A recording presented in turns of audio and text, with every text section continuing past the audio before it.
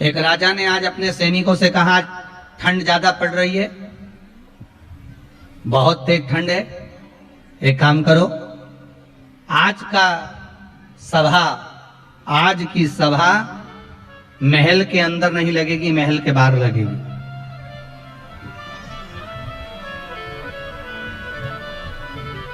आज इस सभा को हम महल के अंदर नहीं लगाएंगे, आज इस सभा को हम महल के बाहर लगाएंगे। अब बाहर सभा लगी, महल के बाहर,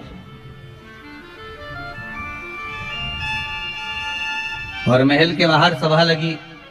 इतने में उस सभा में एक हीरा लेकर एक व्यापारी आ गया। उसके पास में दो बड़े बड़े हीरे थे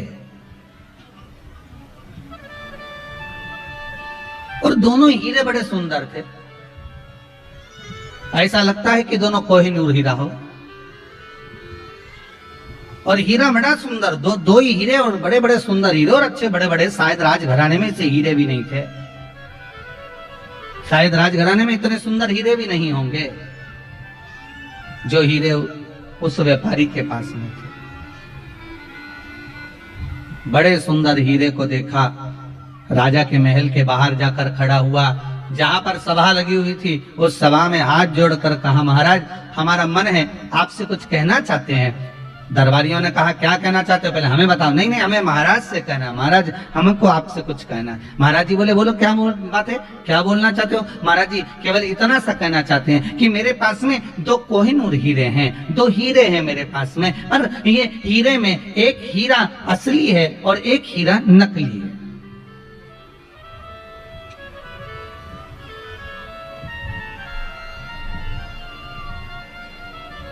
मेरे दो हीरों में एक हीरा असली है और एक हीरा नकली है।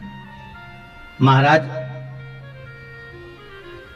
इतना सा चाहता हूं, यदि आपने या आपकी सभा में जितने मंत्री बैठे हुए हैं, जितने विद्वान से विद्वान बैठे हुए हैं, जितने ज्ञानी से ज्ञानी बैठे हुए हैं, अब राजा की सभा में कौन नहीं होता, विद्वान से विद्वान, ब्राह्मण भी होते, पंडित भी होते, साधुजन भी होते, संतजन भी होते, मंत्री भी होते, संतरी भी होते, जो सारे जितने बैठे हुए हैं, जितने सैनिक, जितने मंत्री, जितने सभासद, जितने बैठे हुए हैं, जितने जोहरी बैठे हुए हैं,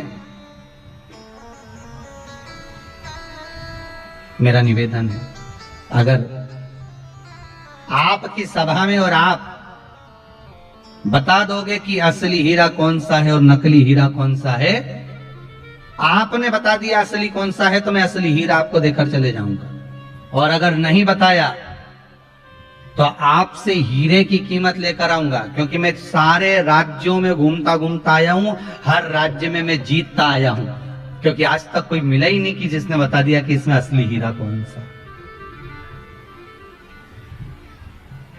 जितने का हीरा है उतने का रुपया मैं आपसे लेकर जाऊंगा। अगर आपने गलत उत्तर दिया तो, अगर हीरा असली बता दिया तो वो हीरा आपका, और हीरा असली नहीं बता पाए तो उस हीरे की कीमत आपको देना है, वो हीरे की कीमत आपको देना पड़ेगी। राजा ने कहा, बड़े बुरे फंसे, अगर हीरा मालूम पड़ गया तो ठीक है कि मिल जाएगा, और अपने राज्य में इतना सुंदर हीरा है भी नहीं, और इतना बढ़िया हीरा अपने को प्राप्त हो जाएगा। पर दिक्कत इस बात की है, अगर हीरा नहीं पहचान में आया तो बताओ 5-10 करोड़ रुपए तो वैसे देना पड़ेगा, और ना जाने कितने ले जाए इसका क्या भरोसा, क्योंकि 10 करोड़ से कम का हीरा तो दिख नहीं गया। अब इतना हीरे का पेमेंट तो देना ही पड़ेगा। फिर भी राजा ने कहा, हमारे पास में बहुत अच्छे अच्छे जोहरी बैठे हुए हैं, हमारे पास में बहुत बड़े बड़े सभासद बैठे हुए हैं, हमारे पास में बहुत बड़े बड़े मंत्री बैठे हुए हैं, सब बताएंगे कि हीरा कौन सा असली है, कौन सा नकली है, ये सब बताएंगे। राजा ने सबको कहा, जाओ देखो जरा, जाते जाओ। अब कुछ तो उठ के जाने लगे, पर कुछ के मन में आया, अगर हमने बता दिया और ये नकली निकला तो राजा हमारा माथा खा जाएगा, हम तो उठे ही नहीं तो अच्छा है। अब आधे उठ नहीं रहे, कोई जा रहा है, कोई आ रहा है, कोई नहीं जा रहा, कोई नहीं आ रहा, आधे जा रहे, आधे आ रहे, उठते ही सब हार गए, कोई उठने को तैयार नहीं हुआ, कुछ लोग गए तो उत्तर दे नहीं पाए। आखिरी में एक अंधा व्यक्ति बाहर खड़ा हुआ था, कोई अंधा बाबा बाहर खड़ा हुआ था। उस अंधे बाबा ने अंदर सूचना पहुंचाई कि मेरे को आवाज सुनाई दिए कि कोई 2 हीरे लेकर आया है और वो हीरे पूछ रहा है इसमें असली कौन सा नकली कौन सा। तो अंधा बाबा बोला मुझे अंदर ले चलो, मैं बता सकता हूँ कि असली हीरा कौन सा है और नकली हीरा कौन सा है। सैनिक लोग हंसने लगे, बताओ एक तो आंख से अंधा, हीरे को तो देख नहीं सकता और असली और नकली बताएगा कैसे ये? एक तो आंख से अंधा है और असली और नकली हीरा ये बताएगा कैसे? फिर भी अंदर ले गए सैनिकों ने, जाकर कहा महाराज दरवाजे पर एक अंधा बाबा आया है, अंधा बाबा कह रहा है कि हीरा मैं बताऊंगा। राजा ने कहा लेके आओ उसको, अंदर लेके आओ। राजा ने कहा महाराज आपको मालूम है आप आंख से अंधे हो? बाबा बोला हाँ महाराज जी मेरे को मालूम, मेरी आंखें नहीं है, बचपन से मेरी आंख गई हुई है। अच्छा तो आप कैसे बता सकते हो कि हीरा असली है कि नकली? अंधे बाबा बोले ये तो हीरा देख के बताऊंगा। तो आंख तो है ही नहीं, देखोगे क्या? नहीं मुझे बताना है बस आप मुझे। अब राजा ने मन में सोचा एक ने भी तो नहीं बताया, अब जो होगा देखा जाएगा, इस अंधे पर विश्वास करो। और अंधे पर विश्वास करा, अंधे को ले जाकर हीरे के पास खड़ा करा, हीरे के पास खड़ा करा। हीरे को देखकर अंधे ने बता दिया कि ये हीरा असली है और ये हीरा नकली है, पहचान कर बता दिया।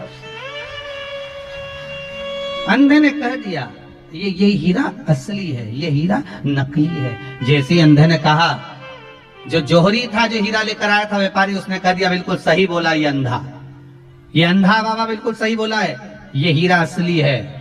राजा ने अपने नगर में डोंडी पिटवा दी, बहुत जोरदार आनंद में ये हीरा में प्राप्त हो गया, बिना पैसे के बिना शुल्क के।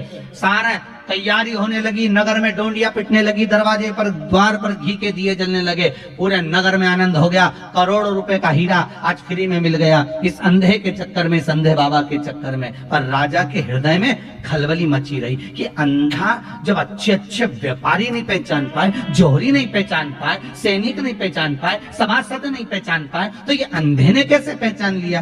तो राजा उस अंधे के पास गया, अंधे से जाकर पूछा बाबा ये तो बताओ कि तुम पहचाने कैसे, तुम्हारी तो आंखें नहीं थी। इतने में वो अंधा बाबा बोला महाराज बात इतनी सी है, धूप बहुत तेज पड़ रही है, उस धूप में मैंने दोनों को हाथ लगा कर देखा, जो धूप में गर्म हो गया था वो कांच का टुकड़ा था, जो ठंडा था धूप में वो हीरा था।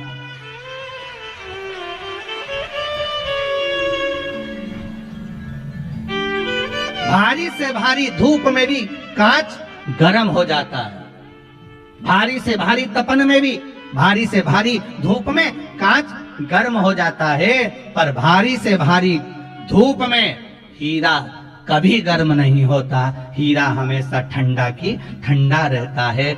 शिव महापुराण की कथा यही कहती है कि दुनिया में कितना भी दुख आए, कितनी भी तेज गर्मी पड़े, दुख की, गर्मी काई की, दुख की, धूप काई की, दुख की, तकलीफ कितनी भी आए, दुख कितना भी आए, तकलीफ कितनी भी रहे, कष्ट कितना भी आए, रोग कितना भी बढ़ जाए, बीमारी कितनी भी आए, पर शिव महापुराण की कथा कहती है कि तुम्हारे चेहरे पर क्रोध नहीं आना चाहिए। समझ जाना कि तुम कांच के हो। अगर तुम्हारा चेहरा ठंडक है, तुम्हारे मुख पर राम नाम, कृष्ण नाम, शिव नाम समाया है, तुम्हारे भीतर भगवान अगर समाया है, तो तुम्हारे चेहरे की रौनक नहीं करना चाहिए। समझ लेना कि तुम असली हीरे हो।